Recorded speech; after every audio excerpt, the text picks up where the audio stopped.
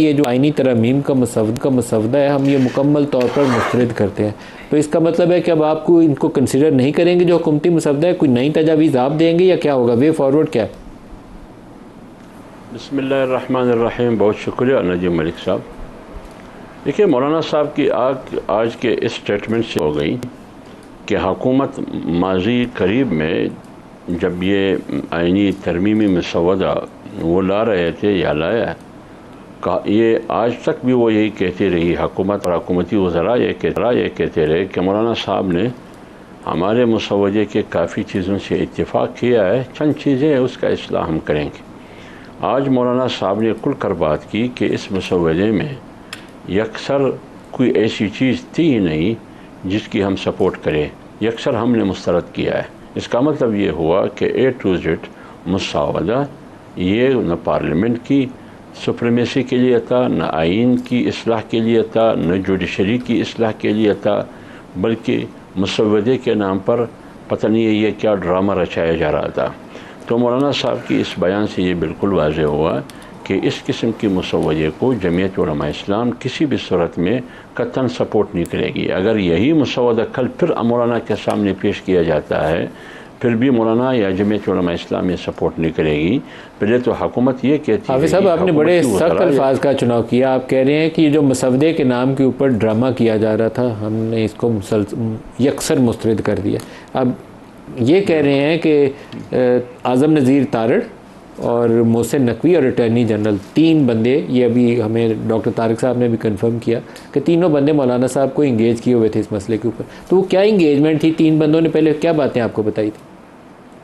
دیکھیے میری بات سنیے، وہ تو یہی بتاتے ہیں کہ مسودہ میں یہ چیزیں ہیں، جوڈیشری کی اصلاح کے لیے ہے، جوڈیشری کو مضبوط کرنے کے لیے، جوڈیشری پر بہت بوجھ ہے، 61,000 کیسز ہے، اس کی سہولت کے لیے فلان یہ ساری چیزیں. ظاہری طور پر یہ باتیں بہت خوبصورت ہے، لیکن جب ہم 2 دن مسلسل یہی کہتے رہے کہ بھائی مسودہ سامنے لے کے آئے، مسودہ وزیر قانون خود ایک وقت تک یہ کہتا رہا کہ ابھی تک مسودہ میرے پاس نہیں آیا. جب کل صحافیوں نے ان سے پوچھا تو انہوں نے کہا کہ ابھی میرے ہاتھ میں آیا ہے مسودہ. عطا طارڑ صاحب کہتے ہیں کہ مسودہ موجود ہے، وزیر قانون کے پاس دفتر میں ہے. تو کیا مسودہ دفتر کے لیے ہے یا پارلیمنٹ اور پارلیمنٹرین کے لیے ہے؟ آپ کو یاد ہوگا سنڈے کو جب پارلیمانی کمیٹی، خصوصی کمیٹی، اسپیشل کمیٹی جب تشریف فرما تھی، تمام سیاسی قائدین بیٹھے تھے، وہاں تو مسودہ نہیں تھا، ہوائی باتیں تھی. تو مسودہ اس وقت کہاں تھا؟ آپ نے سینٹ اور قومی اسمبلی کا اجلاس کیوں ملتوی کیا؟ صبح آپ نے ایجنڈے پر مسودے کو کیوں نہیں لایا؟ فلور پر ایم کیو ایم نے کیوں یہ اعتراض اٹھایا کہ میں اتحادی ہونے کے باوجود مجھے مسودہ معلوم نہیں ہے؟ پیپلز پارٹی کے اراکین اسمبلی نے بھی اسی قسم کی شکوک اور شبہات کا اظہار کیا. تو جب مسودہ نہ ہو سامنے میں آپ کے مسودے کو کیسے سپورٹ کروں؟ یہ بات کرنا کہ پہلے تو یہ کہتا رہا. آپ کو یاد ہے آپ کے شو میں نے کہا کہ ابھی تک حکومت ڈینائی کر رہی ہے کہ کوئی اس قسم کی مسودہ نہیں ہے، اس میں ایکسٹینشن کی بات ہے، نہ فلان ہے نہ وہ. آخرکار وہی چیز نکلی جو وہ انکار کر رہے تھے.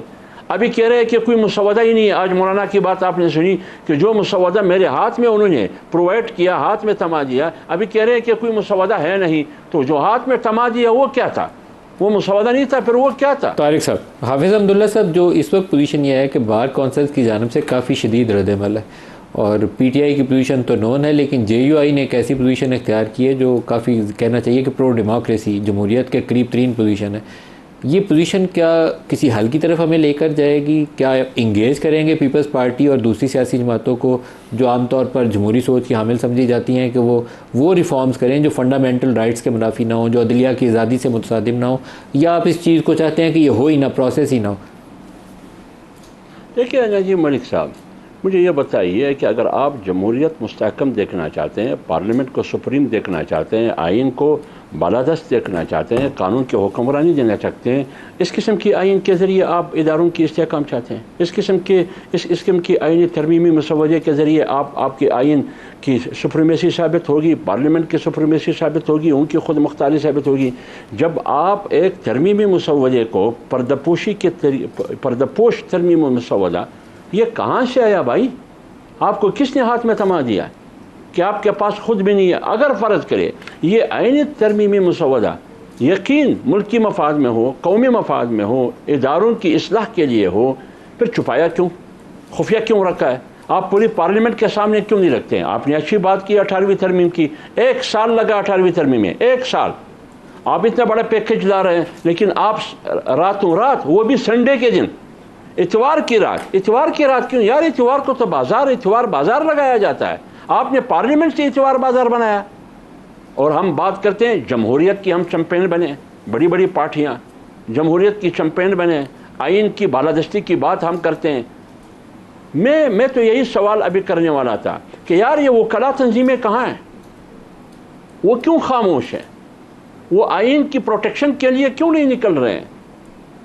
اور آپ یہ اندازہ لگائیے، ان کی قانونی ماہرین کے علاوہ پوری پاکستان میں کوئی ایسے قانونی ماہرین مجھے بتا دے کہ اس مسودے کو وہ سپورٹ کرے گا، لیکن چھپایا ہے، کسی کے پاس ہے نہیں، یہ خود نہیں دکھا سکتے ہیں، لہٰذا ہم جمہوریت کے نام پر، آئین کی بالادستی کے نام پر، پارلیمنٹ کے سپریمیسی کے نام پر آئین کا چہرہ مسخ کرنے کی کوشش کر رہے ہیں، اپنے اداروں کو کمزور کرنا چاہتے ہیں۔ کیا اس آئینی ترمیمی مسودے کے ذریعے ہم عدلیہ کو آزاد کرنا چاہتے ہیں؟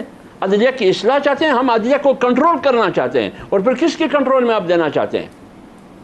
ٹھیک ہے نا، یہ اس قسم طارق صاحب کو اس کا جواب دینا چاہیے۔ یہ جمہوری سیاسی، کوئی بھی جمہوری سیاسی پارٹی اس قسم کے مسودے کی سپورٹ نہیں کر سکے گی۔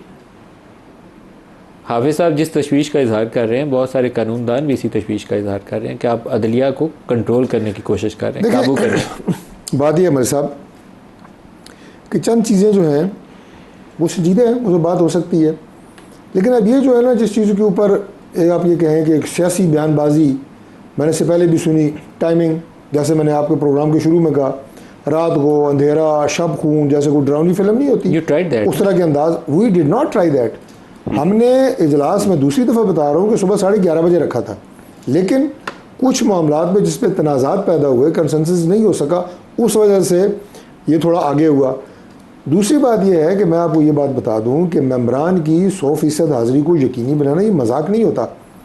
ظاہر ایم این ایز ہیں، مرضی کے مالک ہوتے ہیں، اس دن چونکہ حاضری پوری تھی، اس وجہ سے ہم نے کہا کہ آج اگر اس کے اوپر کنسنسس بن جاتا ہے اور یہ پاس ہو جاتا ہے اور تھوڑا اس میں اجلاس میں تاخیر بھی ہو جائے، بجائے اس کے کہ 2 دن کا ٹائم کتنے دن آپ نے ممبر بٹھا کے رکھے؟ 2 دن کا ٹائم دیں، نہیں بٹھا کے تو نہیں رکھے، لیکن ہم نے انہیں یہ گزارش کی کہ اسلام آباد سے باہر نہ جائیں جب تک کہ یہ امینڈمنٹ نہیں ہوتی، اس حد تک تھا۔ میں آپ کو پتہ ہے سیدھی بات کرنے کا قائل ہوں، لیکن اگر 2 دن کی آپ بریک دیں اور اس کے بعد ممبر سارے اپنے اپنے حلقوں میں چلے جائیں، پھر ان کی واپسی، یہ تھوڑا مشکل ٹاسک تھا، اس لیے یہ اتوار کو رکھا گیا۔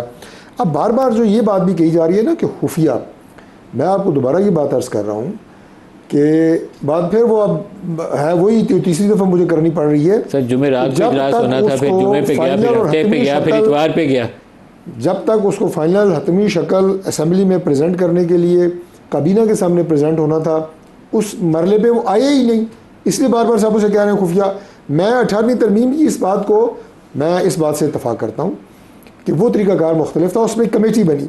آج ابھی حافظ صاحب نے ذکر کیا پارلیمان کی ایک کمیٹی کا، اس کمیٹی کا مقصد آئین کے حوالے سے کنسنسس کرنے کے لیے نہیں بنائی گئی تھی۔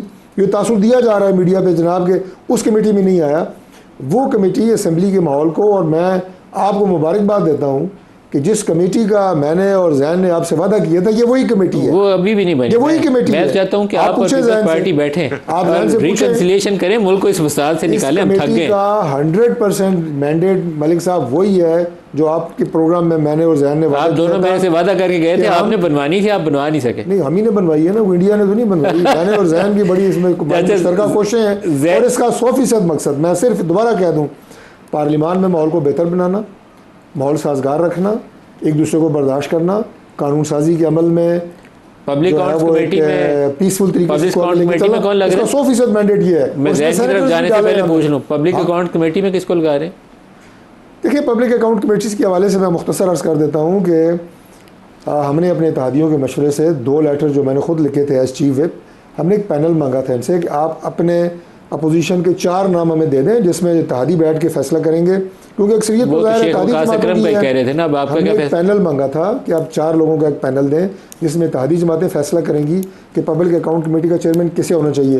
انہوں نے ہمارے دونوں لیٹر جو ہیں ان کا کوئی خاطر خواہ جواب نہیں دیا، تو اب ہونے کیا جا رہا ہے، اب ہم یہ کہہ رہے ہیں کہ چونکہ بڑی امپورٹنٹ جو ہے میٹرز پینڈنگ ہیں، پبلک اکاؤنٹ کمیٹی کا ایک الیکشن کرا کے عبوری چیئرمین وہ لگا دیا جائے امانتاً، گڈ، امانتاً ایک حکومتی بندہ اور پبلک اس کے اکاؤنٹ بعد- کمیٹی میں بٹھائیں گے، حکومتی بندہ اس کے بعد جب انہوں نے پینل ہمیں بھیجا، میں آپ کے پروگرام میں بالکل وعدہ چھائے کرتا گئے ہوں سر آپ سے اور ذہن سے، یہ آپ اسی کے دن یہ آئینی چیئرمین- پیکیج کی طرح کی ایک کمیٹی کا چیئرمین لگنے میں لگے، کہتا جیسے ہوں آپ کا آئینی اسی پیکیج تھا نا دن- ویسے ہی. اسی دن وہ چیئرمین ریزائن کرے گا، اگلے دن زین آپ کا قریشی پی صاحب، ٹی آئی کا جو ہے زین قریشی سے ممبر جواب جو دیں. ہے وہ چیئرمین بن جائے گا زین اسی قریشی دن. صاحب یہ چھاگے ہیں، چیئرمین آپ کا بن طارق جائے صاحب چھاگے گا. میں ذہن کو آپ کے پروگرام میں دعوت دیتا ہوں کہ آپ پینل کل بھیجیں، پرسوں آپ کا چیئرمین لگا دیتے ہیں. پبلک سنجیدہ اکاؤنٹ نے کمیٹی پبلک میں اکاؤنٹ کمیٹی حکومت کا کو بندہ بیٹھے گا سر سر. میں نہیں بیٹھے گا. ملک صاحب شرارتیں ندیم نہ صاحب، کریں. میں اس میں دو باتیں، زین میں کہہ رہا ہوں نہیں بیٹھے گا. اس میں